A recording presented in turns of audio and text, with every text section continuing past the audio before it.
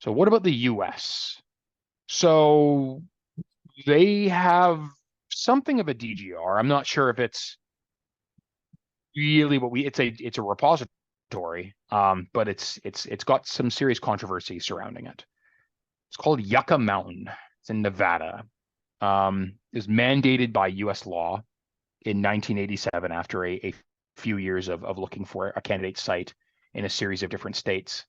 Um, the underlying reason it was chosen is supposedly the scientific underpinning of it. I'm not going to prescribe motives for why the U.S. mandated this site specifically, but they did. They said that this was going to be where the Department of Energy, who manages all used fuel in the states, was going to have to put all used fuel for the U.S. And so this was mandated by law in 1987. Importantly, though, this was not done through any kind of public consultation process.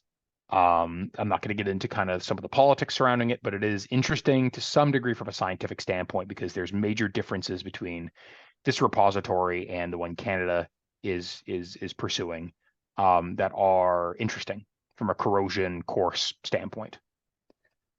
The project, if you're wondering, is like indefinitely put on hold, and the U.S. is now going through the process very slowly of thinking about what it might be doing for a future DGR of some sort.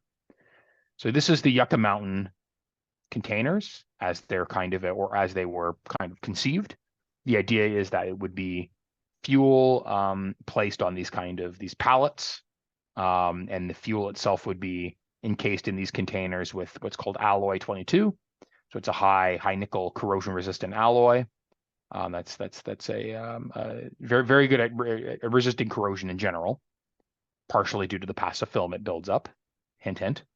But one thing was found is that localized corrosion, again, once you rely on passivity of your metal, you then open yourselves up to, well, what if you push the potential high enough that you actually end up in the pitting region?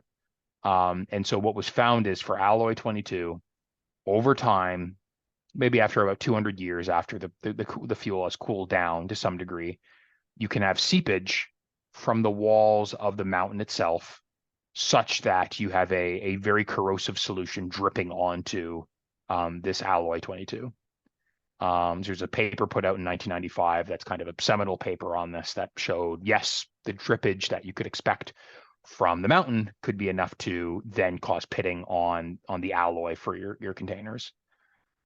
This is one of the issues when you're dealing with conditions that are constantly oxic. You're not able to rely on there to be a depletion of oxygen like you do in the Canadian case where you're burying this deep underground. Instead, you're just relying on the passivity and the corrosion resistance of your containers. So the response to this was, I think this was done somewhere in the 2000s, to add these titanium drip shields to around the actual the containers themselves. So these titanium drip shields themselves were made with a titanium alloy such that they should be resistant to pitting corrosion under this seepage kind of case. Some people have pointed out again, you're kind of relying on a scenario that's not as robust as, let's say, what we've planned for the Canadian DGR in terms of this multi-barrier system.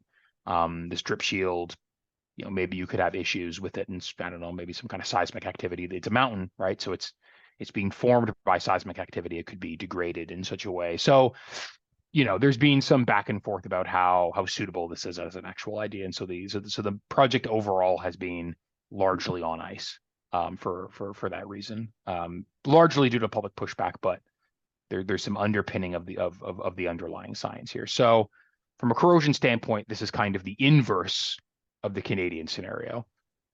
In the Canadian scenario, you have reducing conditions, so you use up oxygen, and you're relying on your container not to form a passive coating.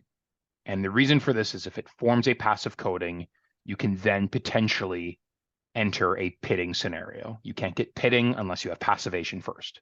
So you have conditions that are reducing enough that you should not actually form a passive coating. The American case is the flip side. you have constant oxic conditions. There's constantly going to be oxygen present, and you have a scenario where you're relying on the natural passivity and corrosion resistance of your metal. That's the basic change. That's the basic difference between the two scenarios. In my opinion, the Canadian case is more compelling.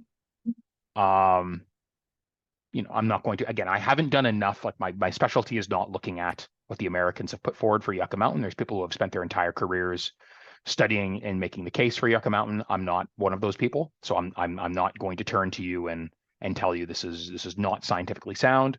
But I am going to tell you it's different. It's a different set of things that you're relying on than in this sort of classic Canadian DGR case that we're pursuing in other nations like Finland and Sweden are pursuing. It works differently, and the case for the geology is sort of different as well.